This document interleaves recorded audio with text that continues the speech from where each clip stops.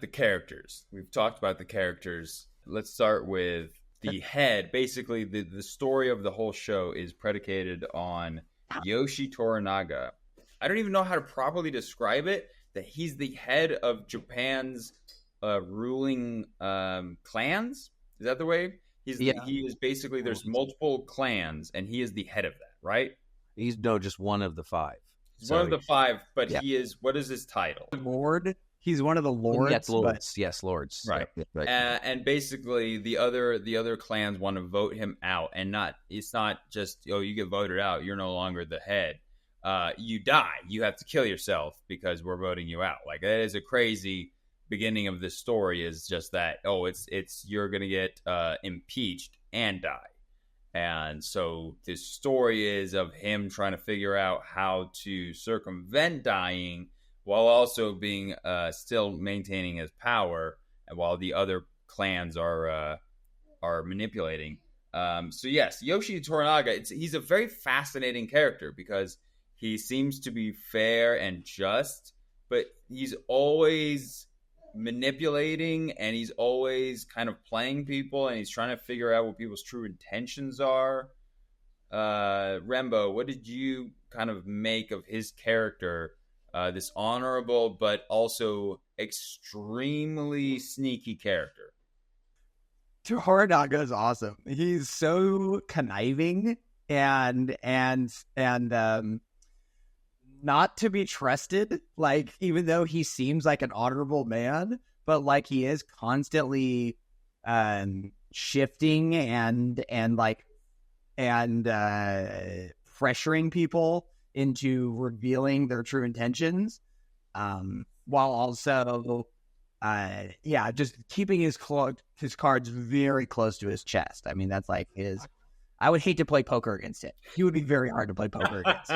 And he's strongly convicted about not just bending the knee to Ishido and Ishido playing the rest of the lords that were positioning them against him. He's very human, but just cutthroat enough as the general that he is. I mean, and they show that, and there's a really cool backstory of him being like this warlord hero at age like 12. Oh yeah.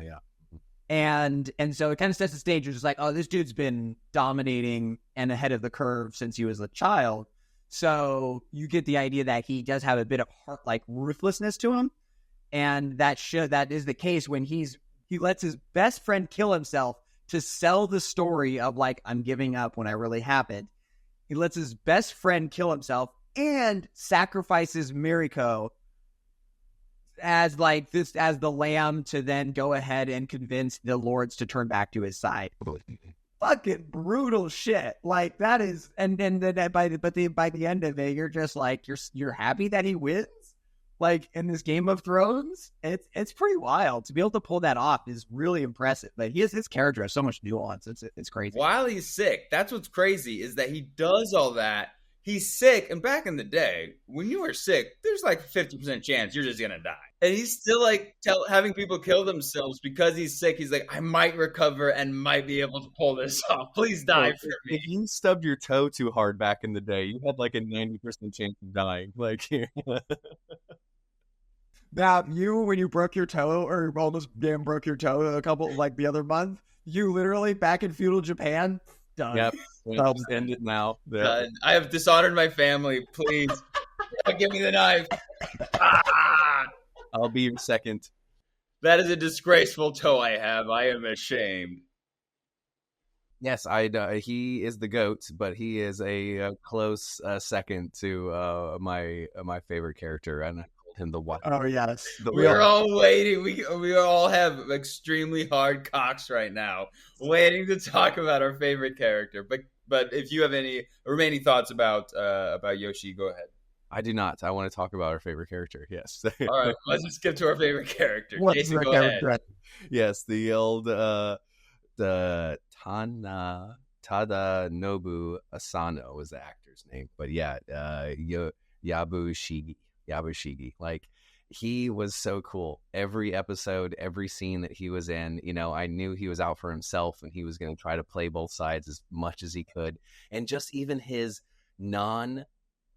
non-Japanese reactions. I felt like to a lot of stuff. Like he was more like John Blackthorne. I felt like in a lot of scenes where he was like scoffing and like being drunk or being like this angle where everyone else is so proper and so like etiquette and everything like that. He just didn't give a fuck, and he was always looking out for himself. You know, from the first episode, he sees this white dude get on his shore. He's like, okay, how can I use this white guy to further my own village and stuff like that? And then the emperor or the guy comes in and steals him away. He's like, oh, damn it, he took him away from me before I got to use him. You know, it's like, all right, fine, I'm going to jump to the other guy's side and try to get him back, you know. And it's this back and forth, which of course it goes to a point where he lets everyone in, and you know, a lot of people die at the very like end. Almost Moriko dies because of him. That's right, yeah, because she also threw herself to that door. She didn't really need to blow up at that instant, but she needed to be the sacrificial lamb somehow. But yeah, and then his final talk with the Lord on the cliff, you know, it's like it brought so much of his arc of how he was just this wild guy,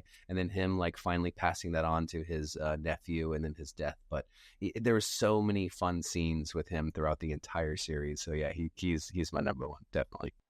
Yabushige is one of those characters that immediately I connect with. There's certain characters in different shows, like Littlefinger, or the Hound in Game of Thrones, where immediately I'm just like, this is my guy. And in the first episode, I was like, this is my guy, because he's so human, where he is this loyal soldier, but he's constantly being overlooked for promotions. He's not as respected as some of his other peers, and he's just complaining about it, and he's looking at his other options, and he's funny. He makes fun of, like, Mariko is going through this tragic story of where she's sacrificing herself, and she's giving this poem in front of the arch nemesis of Yoshii, and he's later just dismissing it, being like, who the fuck talks about, like, branches that have broken off? And he's just making fun of that. And then there's an emotional later on in the show.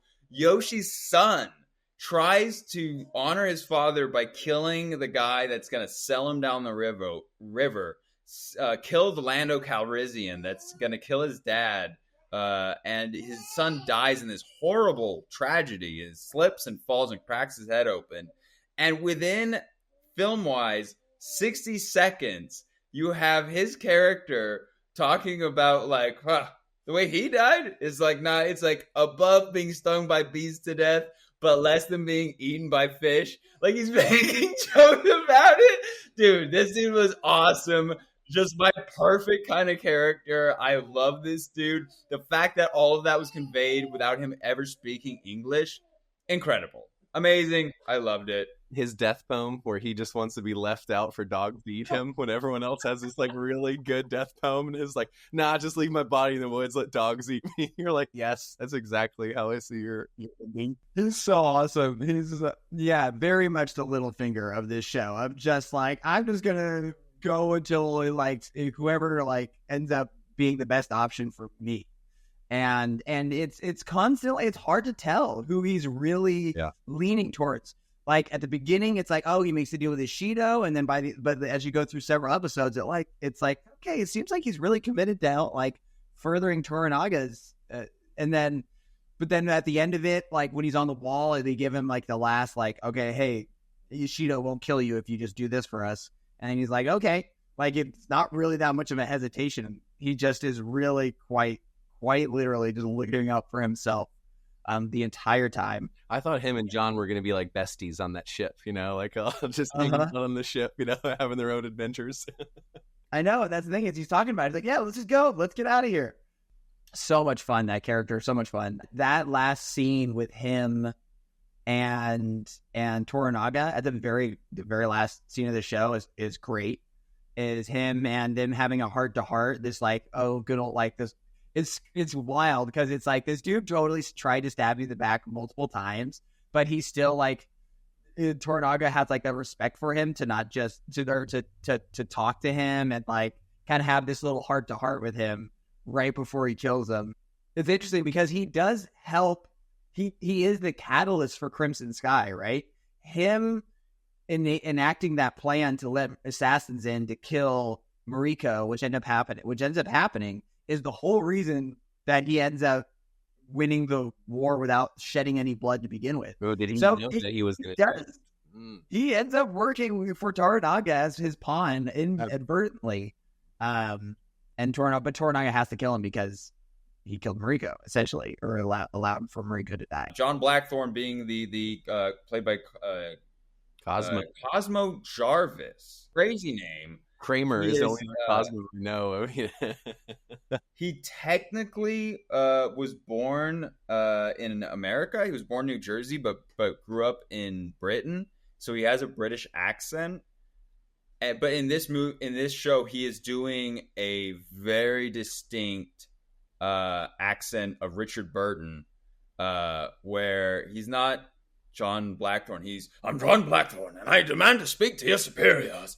And he's doing this very specific accent, and it's very entertaining, but it's a very specific choice to speak like that. He always sounds like a crazy person because he's this roguish pirate type, but it's so crazy it might just work. The Japanese are killing off the normal, don't kill me, I'll help you, sailors, but he's crazy. He's I'll piss on your graves, and they're like, you know what, this guy, we'll keep him around. It's it's one of those plot armor things from books that the crazy guy just keeps staying alive. But I really appreciated his character. Jason, John Blackthorne, what did you make of him? It's funny, that's exactly what Tokunawa says at the very end. He's I kept him around because he was funny, he was entertaining, and to distract my enemies. He knew how much of a character he was, to a lot of these people, and how obsessed that his enemies, friends, everyone around him would be on this person. So because Crimson Sky, that we figure out was already kind of in play during the whole show, and he just used this character as a distraction for everything. So John was an awesome character. And like I said, it was hard for me in the very beginning because I'm we're just watching a bunch of white dudes, doing this, Japan pub crawl, of where they're going to go around and loot, pillage, and take advantage of this. But it was so awesome how the language barrier and how they got across that was almost just a whole element to the show itself. That translators, and I want you to translate for me. I don't want that Portuguese bastard to translate for me because he's going to mix all my words up, and then him eventually learning, some stuff and being able to communicate it was so cool, and restaurant industry, I work with a lot of Spanish speaking, and so I know that struggle where I know 10 words and I have to get by as much as I can with that in the restaurant, and then okay, I need a translator, someone who will actually translate what I'm saying to get across my point, so it's so unique that was an element of this show, and on top of everything else that was fantastic about this. But I think that's what drew a lot of people in, like yourselves, is how they tackled that. Very loose cannon, I think, is the definition of his character. He's so crazy, and he's yelling and just how he isn't executed right off the bat is indescribable. He gets pissed off in the beginning. That's right, I forgot about that. He gets pissed on. That's the thing, is that he gets pissed on, he goes and then he's begging at times. He's a rare character that manages to blend different highs and lows, but maintains his personal power. He never becomes pathetic where no one respects him, and he's not just domineering the whole time. He rides that wave very well. John Blackthorne's an awesome character. It adds a real good layer to the story. I'm there's an Englishman that shows up, and then you get the reference, or the aspect of which I believe this to be the case historically, that around this time Japan did not know England existed. Oh. And the Spanish and the Portuguese were making a point to keep that the case. Oh yeah. So it's really interesting that he just shows up and they're just what the fuck is this? They have no context of English people. It's a really good plot device.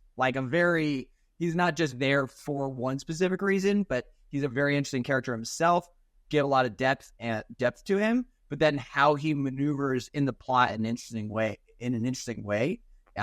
is really, really well done. But honestly, what the best part of Shogun is we don't just see everything through his eyes. I feel like the three main characters, Mariko, Tokunawa, and John Blackthorne, but then also the surrounding cast, they all get their time. It felt very Game of Thrones-ish, where we're getting the perspective of the story from many, many different people. So yeah, as much as I always was waiting for him to come back on because I liked him. I was so just intrigued by every other character's point of view and story in this.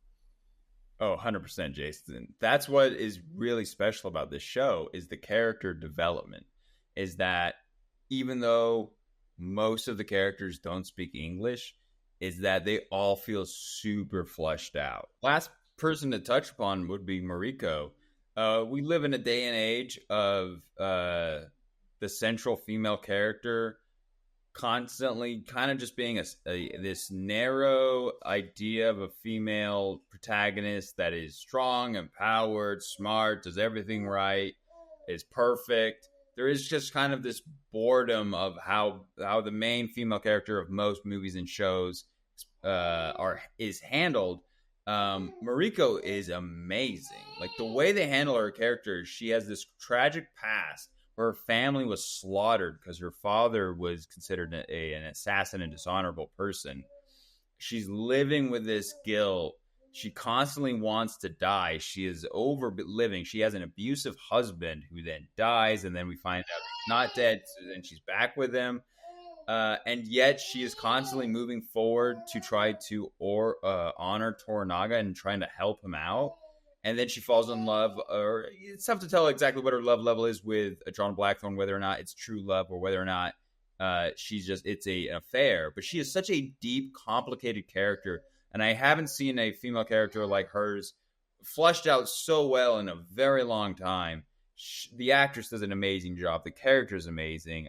I was blown away by Mariko in this show. She's really fascinating character with really interesting motivations. A character that wants to kill themselves, but because they're ashamed of their family, but she won't out of a excessive belief in duty and honor. Her as an individual, her relationship with her husband, how much of a piece of shit he is. They do not like each other. They don't even like each other. What heightens her character is the husband, and that character, which, you love to hate him.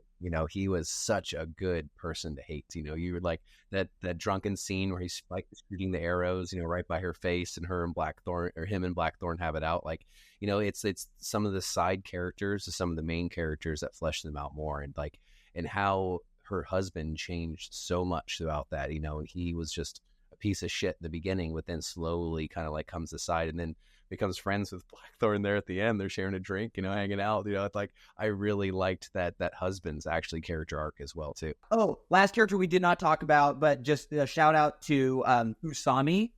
Good character. Was that the girl? She's broken down with her husband and her child being killed in the first episode. The husband kills himself, and then they sacrifice the child out of dishonor, basically. So that way his line cannot continue. But then she builds herself back up and gives herself meaning with her job and her role, and then builds a relationship with Mariko and John Blackthorne. Great character. There was that great moment with her character because she is a ride or die character. At first, John Blackthorne waves her off of this is your consort. She'll fuck you. She'll do everything for you. And he's like, I don't want to have sex with her, whatever. But then there's a moment where the samurai want John Blackthorne's weapons, and he's like, I will not give him my weapons. And then Mariko's idea is have her take your weapons, and she literally takes his guns and then uses them and points them directly at the dudes. It's such a ride or die moment that it's just like, dude, this chick's awesome. That moment was she's not trained, she's not some amazing fighter, but out of pure, this is my duty, I will defend you at my best capacity, even though it's not her game. It's such an awesome moment. So yeah, Rem, great point. That was awesome. Final thoughts, final ratings. Jason, overall thoughts, final feelings about Shogun and its experience. This is the beginning of the Asian invasion. Is that one not classified? The Asian wave, the Asian explosion. It wasn't 1941 Pearl Harbor. You don't think that was the beginning of that? I do not. I think this is much more positive Asian invasion. I do agree. It's more positive. Was it the beginning of the Asian invasion? Historians, you figure it out. Well, honestly, I felt like the beginning of American cinematography being much more influenced by Asian cinematography. I think this is going to be a sign of things to come. We're going to get a lot more things like this. They're showing now this show, because I mean, it's like, not only is this like number one, this is like, I think one of the best shows of the year so far. That is intriguing to me, that this was so accurate, based on real things. Then the time period that myself and probably a lot of people just got brushed over, but now we're getting a little bit more specific. So perfect. This was a perfect show in my opinion. 10 out of 10. Cinematography to sound to music to characters to that weekly feel too. I liked how this was a weekly drop. There's some shows like I crushed Fallout. I really enjoyed it, but I felt like that would have been a show better that it was spread out over weeks, to get that water cooler talk, to like have you think about the show, day to day, shower thoughts to shower thoughts. So me and my wife, as soon as it dropped, we were watching it that day. We're rushing home from work to watch this, and so it's been a while since I've gotten those sort of shows, and the fact that it's a part of culture that I'm interested to, I could not be happier. So 11 out of 10. I'm going to raise my score to I think the highest that I could possibly be. So yeah, I thoroughly enjoyed it. I'll give it a 9 out of 10. I don't know. I mean, I could have given it a 10 out of 10. I guess I don't know. I don't know how accurate it is to the source material. I think the book is a massive fucking book. Like, from my understanding, it is not any short read. So I don't know if there's things that they left out or they changed, and maybe there was things that in the book in the better. So I don't know. For that reason, I'll give it a 9 out of 10. But otherwise, it's great. The world building, the characters, the story, the episode to episode plots, and the political intrigue, the action sequences, few and far between, but very fun. When the assassins coming through and they slice somebody's throat and the blood splatters, and you just see the silhouette of the blood splatter on the wall because the light's behind it. Yeah. Very cool touch. Nice amount of sex. Got some tits. Got some ass. Got the heads getting cut off. People boiling in oil. I mean, fuck. The show overall, yeah, it's just one of those awesome. You can just tell the people that wrote, directed, produced, and everyone that worked on the show really was passionate about making this show as authentic and as great, and flushed out all the characters as best they could. And it's so rare. I mean, just watch any of the stupid ass Star Wars spin-off Disney bullshit shows that we've had to watch over the last couple of years, of where except for Andor. Have not watched Andor yet. I hear good things. Yeah, no, you need. But it's just like of shows where it's just, you can tell people it's like, it's content. We need content. Put out content. This was not hey, this is content, put it out. This is a very passionately made show about a very interesting subject. And all the actors did an amazing job. It was beautifully written, beautifully directed, edited. Everyone on this show should feel very, very proud of what they created. Because if it is a one-off season and we don't get anything more, it was a wonderful thing to watch. So thank you to everybody that made that. This was Last Page, issue number 39. Like and subscribe and like, and we'll see you next time. Echo.